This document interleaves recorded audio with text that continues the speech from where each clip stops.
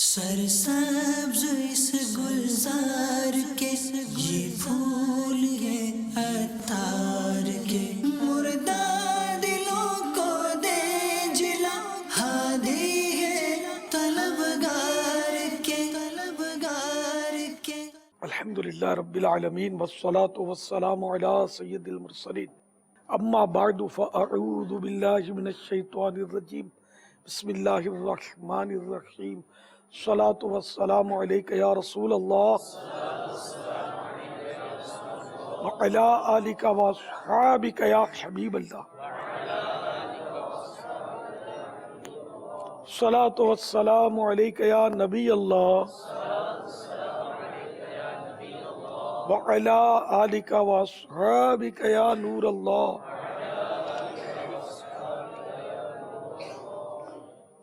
فرمان مصطفیٰ صلی اللہ تعالی علیہ وآلہ وسلم، مجھ پر درود پاک پڑھو، اللہ پاک تم پر رحمت بھیجے گا۔ صلو علی الحبیب صلی اللہ تعالی علی محمد۔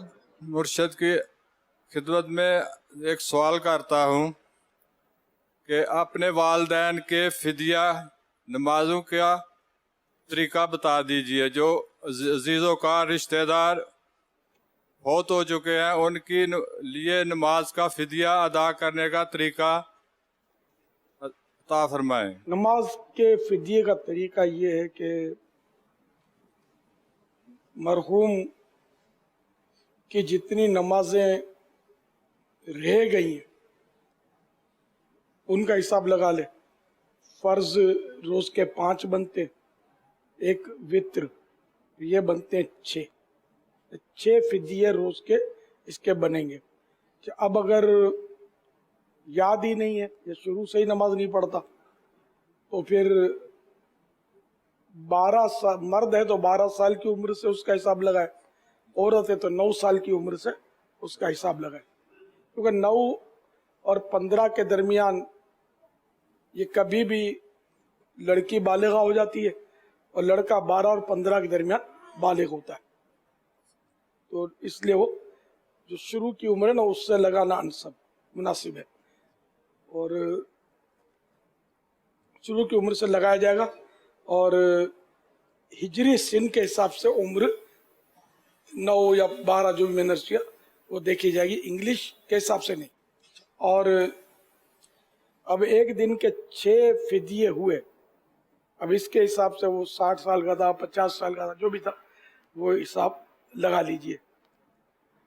یہ فدیہ، ایک فدیے کی رقم بنے گی، ایک صدقہ فطر کی جو بھی رقم بنتی ہے، صدقہ فطر جو ہے وہی سمجھو کہ اس میں فدیہ کے طور پر اس کی مقدار ہے۔ سپوز کریں کہ 100 روپیہ صدقہ فطر کی فی الحال اگر بنتی ہے اس کی رقم، تو فدیے کی رقم بھی 100 روپیہ بنے گی۔ اب وہ جن دنوں میں وہ دے رہا ہے فدیہ، ان دنوں میں پتہ چلنا چاہیے کہ یہ صدقہ فطر کی کیا مقدار یا کیا رقم بنتی ہے۔ اب یہ کہ یوں حساب لگائیں گے تو لاکھوں روپے بن جائیں گے۔ اس کے مثال کے طور پر 60 سال کا ہو تو لڑکا ہے تو 48 سال کے فدیے، سال تو یوں لاکھوں بن جائیں گے۔ تو اس میں اگر یوں رعایت کرنا چاہے تو مثال کے طور پہ رقم نہیں ہے اتنی، تو 100 فدیوں کی بنا لے رقم۔ اب 100 فدیوں کی رقم بنا کر یہ دیکھ لے کہ 60 سال کی عمر تک اس کے کتنے فدیے بنتے ہیں، 100 کر کے کتنے 100 بنتے ہیں۔ تو اب یہ کہ کوئی جو حقدار ہو شرعی طور پر اس کو 100 فدیے دے دے، اب وہ 100 فدیے جو ہے جس نے دیے اس کو تحفہ دے دے، پھر یہ اس کو 100 فدیے دے دے، پھر یہ اس کو تحفہ دے دے، تو اس طرح لوٹ پھیر کرنے میں لین دین یوں کرتے رہیں گے، اور 60 سال کی اگر وہ حساب بن جاتا ہے اس طرح تو یہ 60 سال کی نمازوں کا فدیہ ادا ہو جائے گا۔ انشاءاللہ امید ہے کہ وہ نمازوں، جو نمازیں چھوٹی تھی اس کے بوجھ سے وہ اللہ تعالیٰ اس کو عطا فرما دے، اس پر کرم فرما دے۔ روزے ہیں، روزوں کا بھی فدیہ دیا جا سکتا ہے، اگر روزے اس کے چھوٹے ہیں تو वही एक सदका फितर की मिकदार एक रोजे की, और रमजान के मसलन एक महीने के छोड़े 30 छोड़े रोजे तो 30 फिदिये उसके बनेंगे, 2 साल के तो फिर 2 माह का फिदिया बनेगा अगर उसने छोड़े तो रोजे। जो शरीफ फकीर बनाना है वो किसको बना सकते हैं? जो शरीफ फकीर है और जो सैयद नहीं है, हाशिमी नहीं है, जिसको ज़कात देते हैं उसको फिदिया दे दें। नमाज के आकाम में ज़ा नमाजों का तरीका एक छोटा सा रिसाला है, उसमें फिदिया देने का तरीका, तो वो ताकि अगर सुनने में भूल चूक हो गई तो वो देख कर आपको तरकीब बन सकती है। फिदिया तो अदा कर देना चाहिए। मेरी बहन का इंतकाल हुआ तो मैं तो अभी जहन बना रहा था कि मैं फिदिया की तरकीब करूँ, हाजी उबैद रजा का पैगाम आ गया कि फिदिया का क्या करना है, फिदिया देना है। तो हमने अल्हम्दुलिल्लाह वो उनके दफन होने से पहले पहले फिदिया अदा कर दिए, सब उसकी जिंदगी का पूरा हिसाब लगा लिया। ज्यादा देने में कोई नुकसान ही नहीं है, जैसे किसी का ज्यादा चला गया कोई नुकसान नहीं, एक भी नमाज कम नहीं रहनी चाहिए। अल्हम्दुलिल्लाह हमारे यहाँ ये ज़हन है फिदिया देने का। आपसे सवाल ये अर्ज़ करना था कि अभी शुरू में जो पहला सवाल हुआ था उसमें फिदिये के हवाले से कलाम हुआ, तो ये पूछना था अगर हम किसी के साथ इस तरह करना चाह रहे हैं, किसी की नमाज़ों का फिदिया अदा करना चाह रहे हैं, तो उस शख्स को बताना पड़ेगा जी मैं आपको 100 फिदिये की रकम दूंगा, फिर मुझे वापस कर देना? हाँ, ये तो अंडरस्टूड है कि जब तक ये हम समझाएंगे नहीं उस वक्त तक को वो देगा नहीं। उसको यूं मसला बताया जाए कि यूं यूं किया जा सकता है, तो वो समझदार हो वो देता रहेगा, लेते रहेंगे अपने। अगर नहीं देता तो छीन नहीं सकते उससे, क्योंकि उसको मालिक बनाना जरूरी है। ये हीला है एक जी लौट फेर का। लब्बैक। मीर अहले सुन्नत की बारगाह में सवाल यह है कि जब हम बस में सफ़र करते हैं तो मिसाल के तौर पर कराची से इस्लामाबाद या पिंडी सफ़र करते हैं, तो बसों में अक्सर औक़ात CID लगी होती है, LCD लगी होती है, DVD लगी होती है, तो म्यूज़िक चल रहा होता है। तो अगर हम उन्हें मना करें कि भाई ये बंद कर दें, तो वो आगे से कहते हैं यार हमारा इस बग़ैर गुजारा नहीं है। तो इसके बारे में हमें क्या हिकमत अमली इख्तियार करनी चाहिए? ये सूरत हो सकती है कि अपने पास भी कोई इसी तरह की CD वगैरह हो, रिक्वेस्ट की जाए कि अगर इसकी जगह और ये चला लें, नात शरीफ हो, बयान हो, इस तरह रिक्वेस्ट ही कर सकते हैं, वरना वो नहीं मानते, दिल में बुरा जाने अगर वो चला रहे हैं। तो इसके लिए सफ़र इन बसों में और करना नाजायज़ तो नहीं हो जाएगा? किसी मुफ्ती ने ये फतवा दिया नहीं है, उम्मत हरज में पड़ जाएगी फिर तो। तकरीबन गाड़ियों में, हवाई जहाज़ में कैसे जाएंगे? हवाई जहाज़ से तो बच ही नहीं सकते, कूद भी नहीं सकते। बस में तो उतर सकता आदमी, वहाँ से कहाँ जाएगा? म्यूज़िक वहाँ भी बज रहा होता है हवाई जहाज़ में। बेपर्दा औरतें खिदमत कर रही होती हैं, एरोस्टेस वगैरह। निगाहों की हिफाजत का जहन बना कर रखे हैं, जब सफ़र मदीना हो हवाई जहाज़ में तो निगाहों की हिफाजत करना आ जाए अपने को, वरना ये कि इधर भी बात करेंगे आंखें फाड़ फाड़ के, सामने वाले को देख रहे होंगे बात करने में, तो वहाँ भी ये आ गई जान पर तो फिर आंखें फाड़ के देखना पड़ेगा।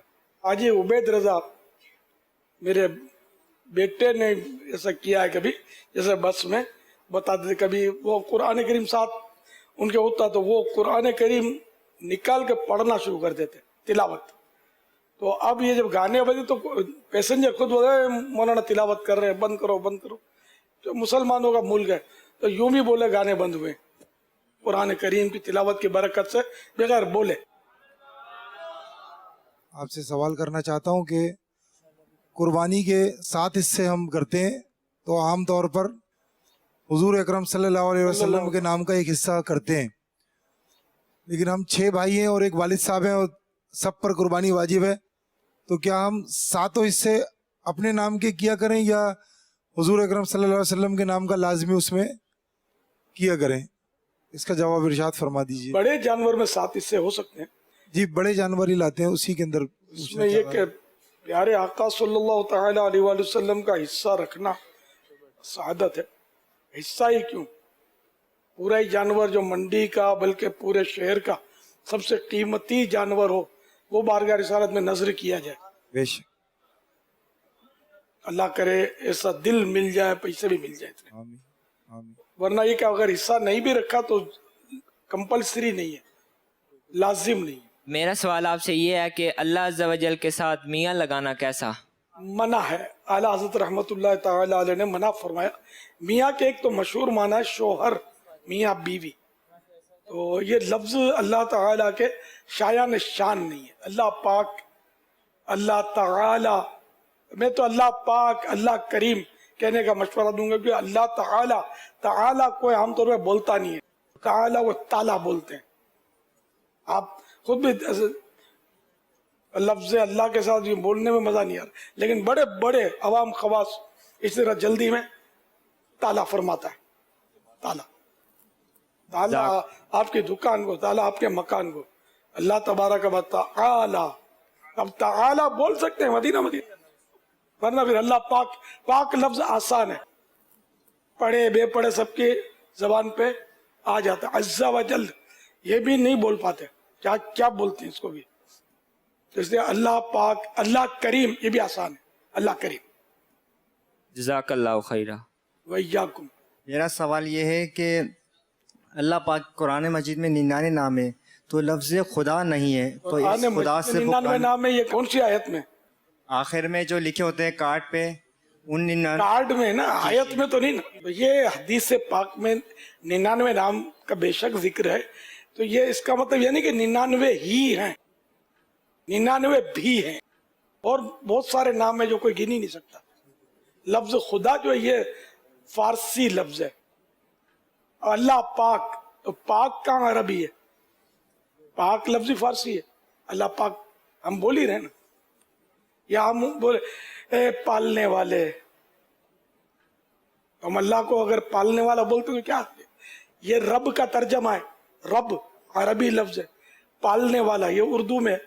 پروردگار یہ بھی ہم بولتے ہیں اے میرے پروردگار, اے پروردگار, تو کوئی حرج نہیں, پروردگار بھی بول سکتے ہیں. کردگار بھی اللہ کا نام ہے, یہ بھی فارسی لفظ ہے. اسی طرح خدا یہ بھی فارسی لفظ ہے. یہ بعض لوگوں کو تھوڑا مطلب کریک ہوتے ہیں نا, یہ اس طرح کے الفاظ لے کر امت کو خواہ خواہ کنفیوز کرتے رہتے ہیں.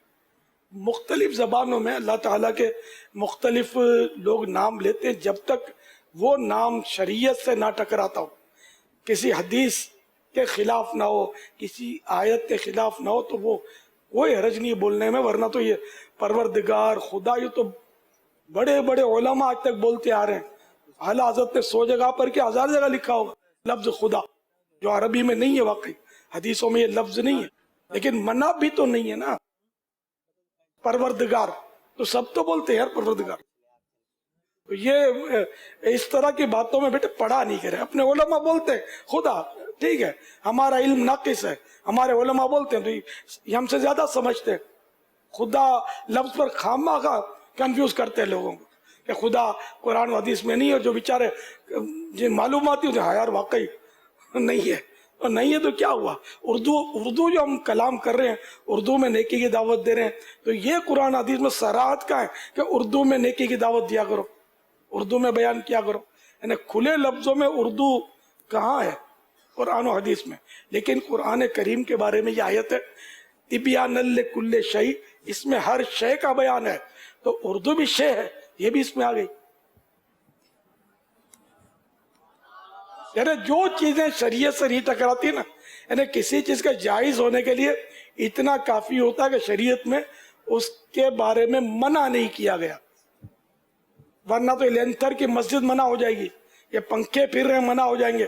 یہ کہاں تھے دور صحابہ کرام میں, یہ بتیاں کہاں جگمگا رہی تھی صحابہ کرام کے دور میں, اور انداز تھا. اب یہ اور انداز ہے. تو جو شریعت سے نہیں ٹکراتا وہ جائز ہے. اللہ تبارک و تعالیٰ کے نام توقیفی ہیں, یعنی جو قرآن و حدیث میں وارد ہو چکے انہی ناموں سے پکارا جائے گا. ان کے علاوہ اگر کسی نام سے پکارنا ہے تو اس لفظ کے لیے ایسا ہونا ضروری ہے کہ اس کے جتنے معانی ہیں وہ تمام کے تمام معانی اللہ تبارک و تعالیٰ کے لیے استعمال کرنا درست ہو, اللہ تعالیٰ کی شایان شان ہو. کوئی ایک معنی بھی اس میں ایسا نہ ہو کہ جس میں اللہ تعالیٰ کے لیے نقص کا پہلو آئے.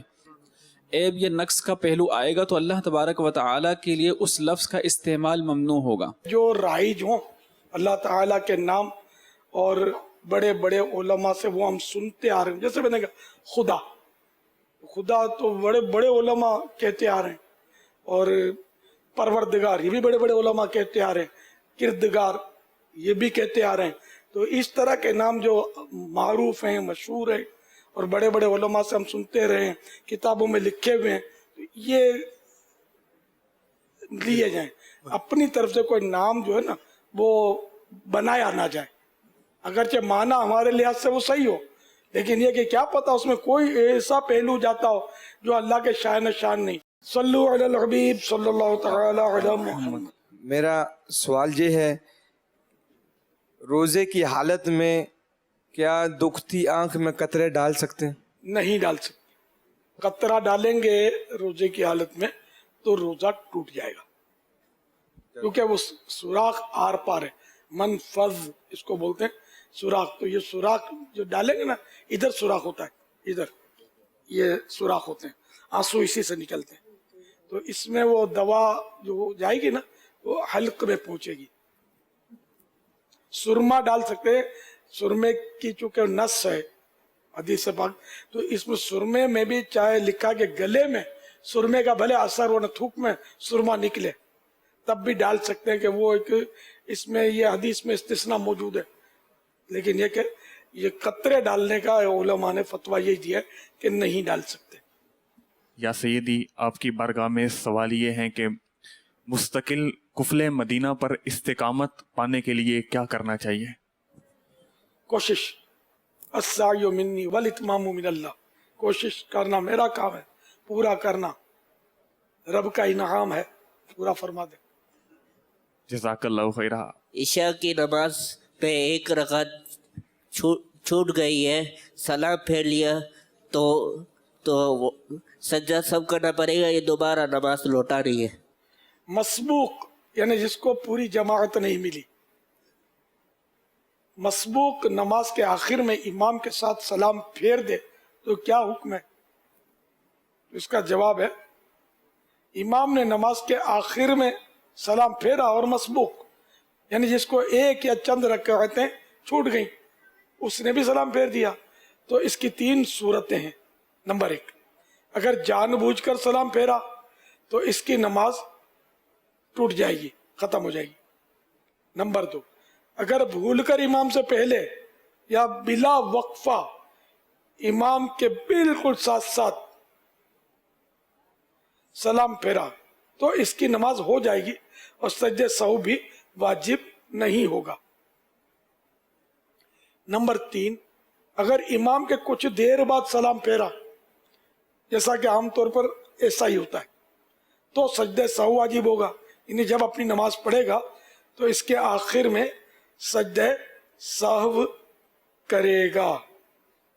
جیسا کہ رکعت 3 ملی تھی اور جیسا طریقہ بتایا گیا کہ امام کے ساتھ ساتھ فوراً بھول کر سلام پھیر دیا, اس کا مطلب نماز ہو جائے گی. اس کا مطلب یہی ہے کہ اپنی ایک رکعت اٹھ کے پڑھنی ہے, یعنی کہ سلام میری جب 3 میں ہی 4 کا کام چل جائے گا, یہ مطلب نہیں ہے. بابا جان کی خدمت میں میرا یہ سوال ہے کہ اگر کوئی فرض فجر کی نماز میں فرض پڑھ لے کوئی اور سنتیں نہ پڑھے تو بعد میں پڑھنے کی کوئی ترکیب ہے اس کی؟ سورج جب یعنی کہ بلند ہو جائے, سمجھو طلوع آفتاب سورج نکل آنے کے 20 منٹ کے بعد سے لے کر نصف النہار شرعی تک, جبکہ سورج عین سر پہ آ جاتا ہے, اس وقت تک پڑھ لینا یہ مستحب ہے. اور جو اب وہ اس کا تو تسنن تھا سنت ہونا, وہ تو اب ٹائم اس کا تو چلا ہی گیا, لیکن مستحب ہے کہ اس پیریڈ میں پڑھتا ہے تو پڑھ لے, اس کے بعد پھر مستحب بھی نہیں ہے. اس پہ رہنمائی فرمائیں کہ فجر کی جماعت کھڑی ہو گئی تو ہم کیا فجر کی سنتیں چھوڑ دیں گے؟ فجر کی سنتیں تو جب جماعت کھڑی ہو گئی ہے اس وقت بھی فجر چھوڑنی نہیں ہے, دور کہیں جا کر کونے کھانچے میں ادھر ادھر جہاں صفیں نہیں بنتی وہاں ادا کر لے. ہاں اگر جماعت جا رہی ہے کہ سنتیں پڑھے گا تو جماعت ہی نکل جائے گی, سلام پھر جائے گا, تو پھر یہ کہ جماعت میں شامل ہو جائے. اسی طرح اگر ظہر میں جیسے سنتیں موقعہ ہوتی ہیں 4 اور پھر اگر وہ مطلب نہیں پڑھی جماعت کے چکر میں سے مطلب پتہ نہیں چلتا اور فرض ادا کر لیا, اب سنت موقعہ مطلب کس طرح ادا کی جائے؟ وہ جماعت کے چکر میں, جماعت کے مطلب جماعت کے لیے مطلب جلدی ہوتی ہے کسی کو تو جماعت लेट आने की आदत होती है, जी जी वही। ये आदत सुधारनी चाहिए, फर्जों से पहले सुन्नत अदा कर ली जाए। तो अब ये कि बाद में पढ़ सकते हैं, पहले यानी कि 2 सुन्नतें पढ़े फर्ज के बाद, फिर 4 सुन्नतें पढ़े। सल्लु अलल हबीब सल्लल्लाहु तआला अलैहि वसल्लम। सरसब्ज इस गुलजार